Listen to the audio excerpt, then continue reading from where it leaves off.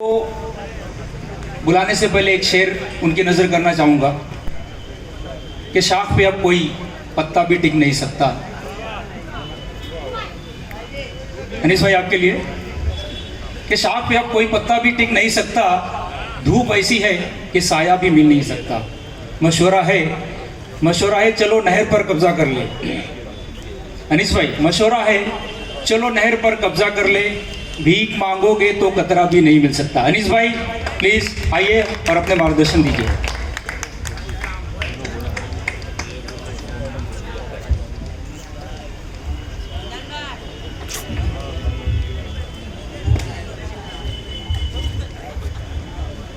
अस्सलाम वालेकुम। भिवंडी शहर जिला कांग्रेस माइनॉरिटी डिपार्टमेंट की जानिब से आज के इस जलसे में डाइस पे उपस्थित जनाब शोएब गुड्डू साहब, हमारे बीच अजीम शख्सियत है। मुंबई की आप तारुफ कराया था इकबाल जी ने। हमारे दोस्त, हमारे बड़े भाई, काफ़ी अच्छा काम करते हैं। बीएमसी में कॉरपोरेटर भी हैं और मुंबई रीजन कांग्रेस अकलती शोबे के सदर भी हैं जनाब बब्बू खान साहब। उसी के साथ मेरे साथी जो आज की काफी देर तक निजामत कर रहे थे, काफी अच्छी तकरीर कर रहे थे, हमेशा आप लोग उन्हें सुनते रहते हैं। अपनी तकरीर में उन्होंने कहा कि शोएब भाई ने जो है कुछ खूबियां देखी और प्रवक्ता भिवंडी शहर का बनाया। वाकई में हमने भी कुछ खूबियां देखी इकबाल भाई में, और हमने उन्हें महाराष्ट्र स्टेट का प्रवक्ता बनाया इस भिवंडी से, और काफी मेहनत का इंसान है। एक जज्बा जोश दिलों में लेके चलते हैं। उसके साथ काफी मौजूद हजरात यहाँ पर थे। कपूर आका मेरे दोस्त, मेरे साथ में यूथ कांग्रेस में काम कर चुके हैं। मेरे साथ थाना से तशरीफ लाए। एक बहुत ही तेज तर्रार उनका भाषण हुआ, एक जोश जिसके लिए वो कुटुंब ही जाना जाता है, हिंदी से कुटुंब। ऐसे हमारे रमेश इंद्री से साहब, साथ में फादर जो है मेरे साथ में चर्च के, और फादर एच डी थोरात जो है 40 फादरों के हेड है, उनके हाथ के नीचे ट्रेनिंग की है। ऐसे कोकन में ही नहीं, महाराष्ट्र प्रदेश पे वो जनरल सेक्रेटरी के रूप में हमारे साथ काम कर रहे हैं। और जैसा कि पप्पू भाई ने बताया कि पिछले 7 साल से मेरे साथ में वो कंधे से कंधा मिलाकर माइनॉरिटी के लिए काम कर रहे हैं पप्पू अठवाल जी। नई जिम्मेदारी भिवंडी की एक शख्सियत है। जैन समाज जो है बहुत कम तादाद में हमारे से जुड़ता है, तो दीपक उडानी जी, और विशेषकर देखो मैं इनका नाम जो मेन खास जो आप छोटी सी मुख्तसर सी तकरीर कर रहे थे बड़ी जज्बाती अंदाज में कि पुराने कांग्रेसी है, ऐसे हमारे आसिफ नाचन साहब बहुत ही मोहब्बत कांग्रेस के लिए दिलों में जज्बा रखने वाले। हलीम अंसारी साहब जो है घटने का नजर नहीं आ रहे, नमाज के लिए गए हैं। तो हलीम अंसारी साहब, रिहाना अंसारी जो महिला अध्यक्ष है, काफी तेज तरार और काफी अच्छा काम करती है महिलाओं के लिए, हमेशा पेश रहती है। हाँ, झांसी की रानी का भी लक़ब उन्हें मिल चुका है भिवंडी की। और यूथ के जो अध्यक्ष हैं मेरे दोस्त अच्छे जो है, काफी मेहनत करते, और बहुत यूथ के लिए उन्होंने जो इलेक्शन के वक्त ही हमने देखा कि एक जोश, एक जज्बा, ऐसे अरफत भाई और रेहान खान साहब। बाकी माजरत चाहूंगा अगर किसी का नाम रह गया कि जितनी लिस्ट में नाम है उतने मैं कह चुका हूं। अगर कुछ गलती है तो वो लिस्ट बनाने वाले की जिम्मेदारी है।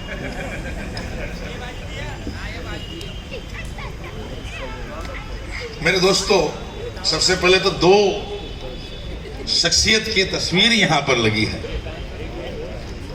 एक ऐसे रहनुमा जनाब अहमद पटेल साहब जो हमारे बीच अब नहीं रहे।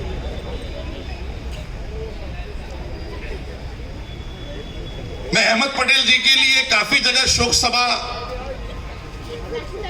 का आयोजन पूरे भारत देश में हुआ, हर सूबे में हुआ, और हर समाज के लोगों ने किया, जो एक छाप अपने काबिलियत के दम पर अहमद पटेल साहब ने पूरे भारत देश में कर दी कि सदियों में ऐसा नेता अब आने वाला नहीं है। आज कांग्रेस पार्टी ही नहीं, अक़लियतों को एक सरपरस्ती जो है हमारे सर से उड़ गई है, जो सिर्फ पार्टी ही नहीं, सरकार ही नहीं, एडमिनिस्ट्रेटिव में, यहां तक के इंडस्ट्रीज में भी अपनी ताकत, अपनी छाप रखने वाला और बिना सामने आई काम कर देने वाला ऐसा व्यक्ति हमारे बीच से निकल गया। दूसरी शख्सियत जावेद खान साहब, वो भी महाराष्ट्र की एक अजीम शख्सियत, जिसने तालीम के लिए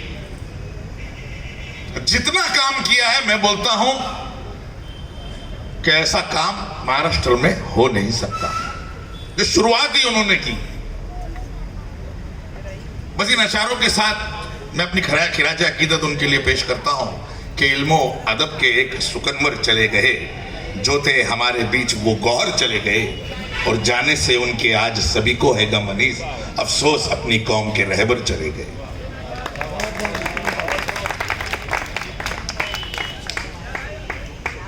अब मैं बात करता हूं जिसके लिए आज की ये मीटिंग है, आज का जो दिन है, काफी मुकर्रर को आपने सुना।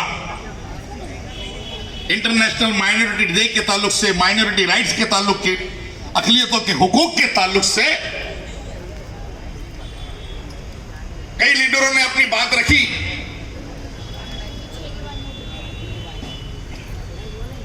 अंतर्राष्ट्रीय अल्पसंख्यक दिन जो है ये 18 दिसंबर को मनाया जाता है, और अल्पसंख्यकों का जिक्र तो संविधान में भी आया। जब ये देश आजाद हुआ, जब ये मुल्क आजाद हुआ, तो तमाम कौमों को उनके हुकूक देने के लिए, उन्हें ध्यान में रखकर एक संविधान बनाया गया कि आपके फला राइट्स होंगे, आपके फला राइट्स होंगे, आपके फला राइट्स होंगे, और इस तरह से इस देश का कानून, इस देश का निजाम चलेगा। क्योंकि उस वक्त के जो हमारे रहनुमा थे, उन्होंने बहुत सोच समझकर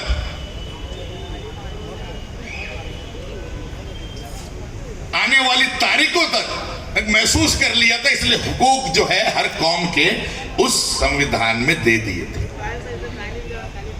जो हम आर्टिकल 29 और 30 में 350 ए और बी में बाकायदा से देख सकते हैं।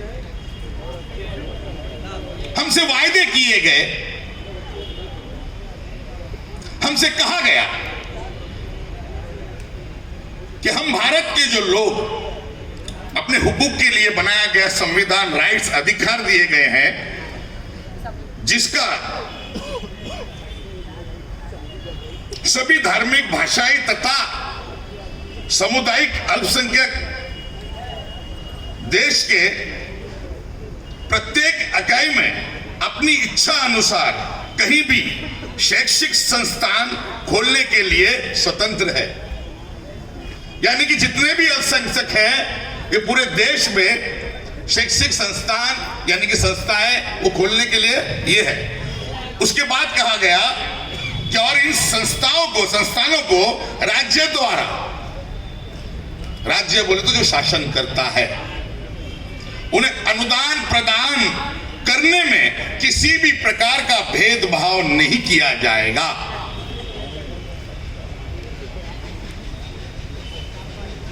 और तो और देश के हर एक रह रहे इकाई अल्पसंख्यक को उनकी भाषा, लिपि, संस्कृति के संरक्षण का अधिकार है, तथा देश में ऐसा कोई भी कानून व नीतियां नहीं बनाई जाएगी जिससे इन अल्पसंख्यकों की संस्कृति, भाषा, लिपि का शोषण हो। ऐसा कोई कानून नहीं बनाया जाएगा। मगर क्या संविधान से मैं पूछना चाहता हूं कि संविधान के इस आर्टिकल के मुताबिक जो ये सरकार है पिछले 6 साल से, जो आते ही जिन्होंने अल्पसंख्यक को अपना निशाना बनाया कि हमें वो अपने अधिकार दे रहे हैं, तो हमारे मन में सवाल होगा नहीं, तो अब बताओ हमारे हुकूक के लिए हमें क्या करना चाहिए?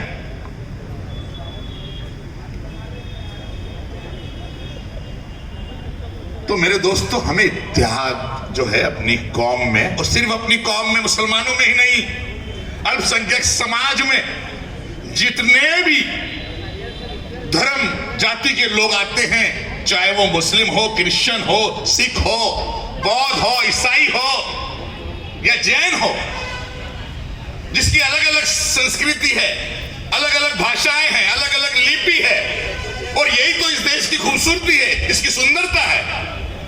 अगर इसे बरकरार रखना है तो हमें एकजुट होना होगा।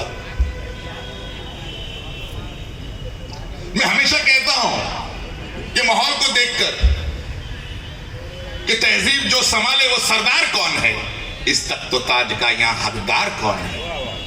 नफरत का जहर घोल दिया किसने हिंद में, बदली हुई फिजा का गुनहगार कौन है।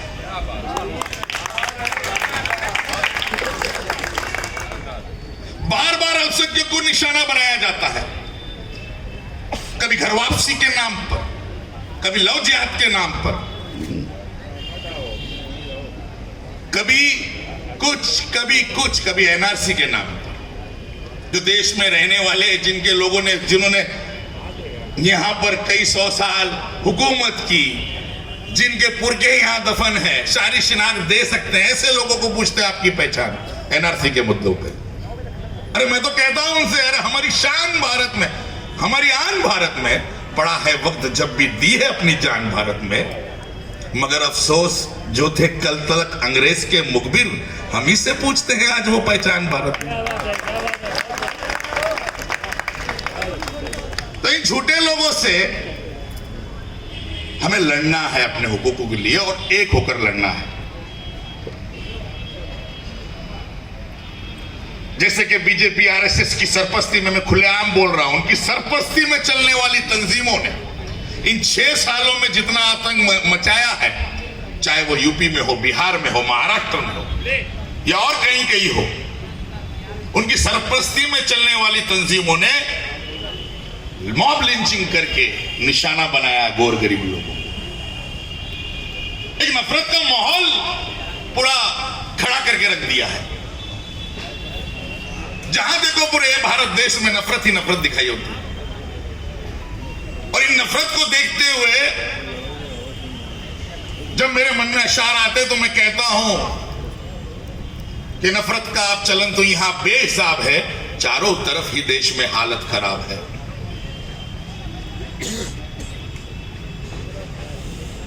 और ये हालत खराब हुई, इसे हमें बचाने की जरूरत है, और वो केवल और केवल मोहब्बत से,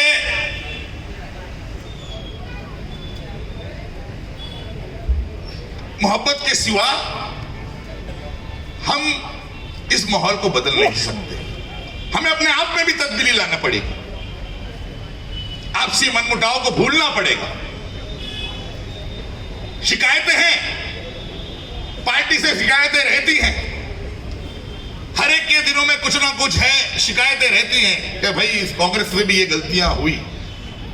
मगर मैं पूछना चाहता हूं, इन 60 सालों में, 70 सालों में इस संविधान के धागे को मजबूती से अगर किसी ने पकड़ के रखा तो वो कांग्रेस पार्टी ने पकड़ के रखा।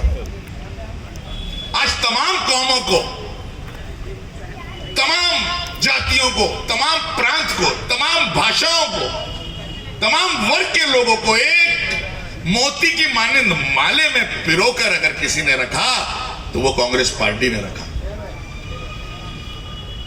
अगर नहीं रखते तो ये घर कब का टूट के बिखर गया होता।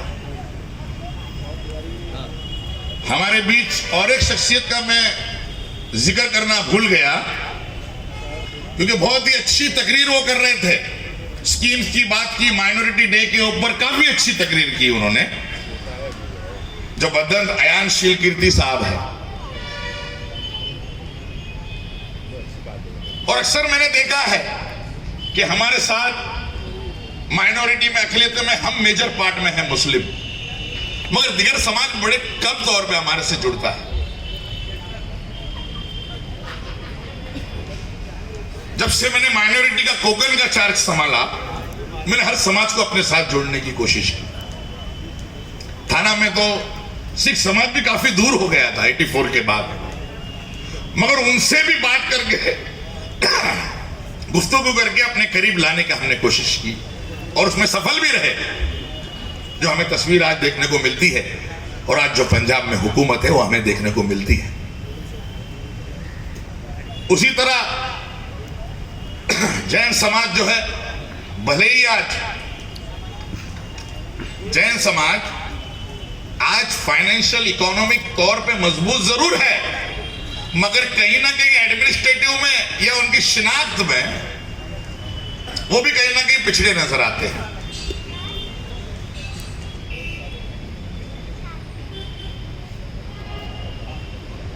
क्योंकि मकसद है लोगों का।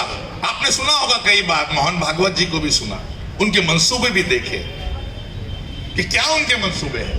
किस तरह आरएसएस के लोगों ने संविधान की कॉपी को, छायाचित्र को जलाया, किस तरह अपमान किया। और ये आज पहली बार नहीं किया, उस वक्त 1956 में भी उन्होंने किया, राष्ट्रीय ध्वज को जलाकर उसका अपमान किया।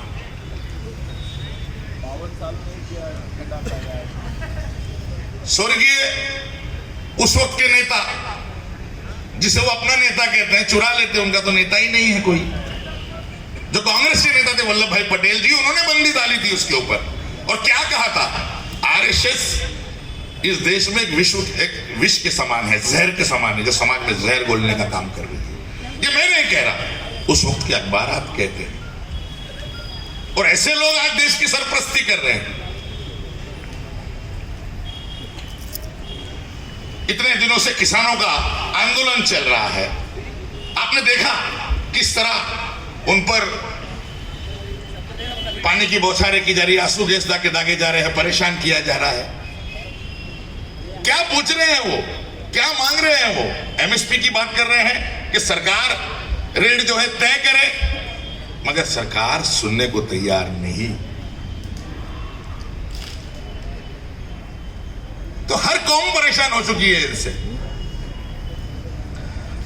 काफी देर से आप लोग बैठे हो, तकरीबन लगभग 5 बजे से बैठे हो। मैं ज्यादा लंबी अपनी तकरीर नहीं करूंगा, बस इतना कहूंगा कि अब वक्त आ गया है मुत्तहिद होने का, जिसकी दावत पे मैं आज यहां आया। जुबैर भाई हमारे आगे आइए, जिन्हें माइनॉरिटी की सदारत हमने दी। इंशाल्लाह उम्मीद है कि वो अपनी टीम बड़ी जोरदार से चलाएंगे। गुड्डू भाई का साथ उन्हें हमेशा रहेगा, उनकी सरपरस्ती रहेगी, इकबाल भाई की सरपरस्ती रहेगी। और जितने भी लोगों का आज अपॉइंटमेंट होने वाला है, उनसे भी कहना चाहता हूं अपना भाषण खत्म करने से पहले कि आप एक ऐतिहासिक वैभव से संपन्न पार्टी से जुड़ने जा रहे हो। मुझे उम्मीद है आप अच्छे काम करोगे, फिर से इस महानगर पालिका में हमारी सत्ता को लाओगे। रही बात शोएब भाई ने कही, कुछ दूसरे लोगों ने कही, वो अब मेरा टॉपिक नहीं है, मगर जो इनके जज्बात है, आपके जज्बात है, वरिष्ठों तक पहुंचाना ये मेरी जवाबदारी है। वो मैं इंशाल्लाह पहुंचाऊंगा। बस इन अल्फाजों के साथ अपनी बात खत्म करता हूं, क्योंकि माहौल ही ऐसा है। और हमेशा मैं ये अशार कहता हूं कि अपनी जान बचाओ और ईमान बचाओ, अपनी जान बचाओ और ईमान बचाओ, अपने देश की तहजीब और पहचान बचाओ, जो दर्जा देता है एक समान काम को, बाबा साहब का वो संविधान बचाओ। शुक्रिया, जय हिंद, अल्लाह।